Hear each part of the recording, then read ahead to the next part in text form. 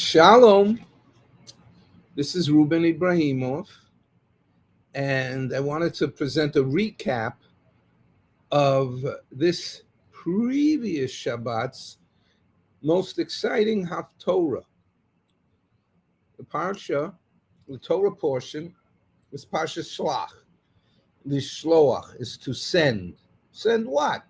Moses sent 12 of the presidents of each tribe to go case out the land of Israel. They had traveled for 40 days and 40 nights, not even. And now, what do? These 12 men, they come back and they said, oh my God, this land is filled with giants, giant people, giant fruits. Logically, we have no chance against them. And that thinking was a slave mentality. Make an effort, get no reward. So now God says, this is not my people. I'm going to re-groom the nation of Israel, re-engineer the population, and everybody that goes into the land of Israel was born in the Sinai desert.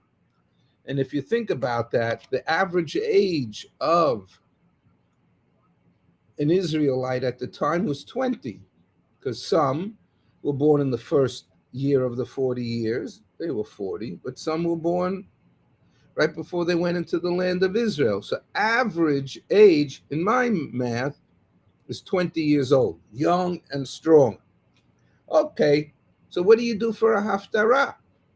Haftarah is the supplemental reading to the Torah reading.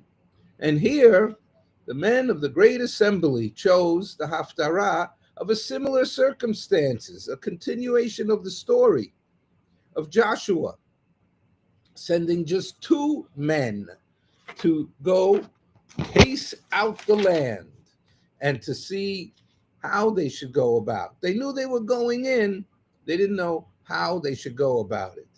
So now they have 2 men, Kalev ben Yefuneh, Caleb, and Pinchas ben Elazar HaKohen, Phineas.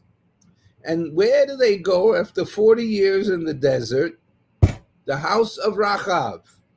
Rachav was, it's disputable whether she was a prostitute or whether she had a Holiday Inn. Whatever.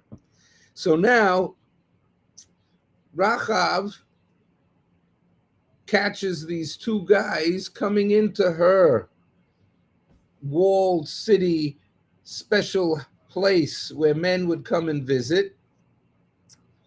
And she says, I know who you guys are, and I know what you're doing here. And guess what? Who was just here? The king already. The king of Canaan already heard word of this. So you guys, they're looking for you already. So what happens is she says, listen to me.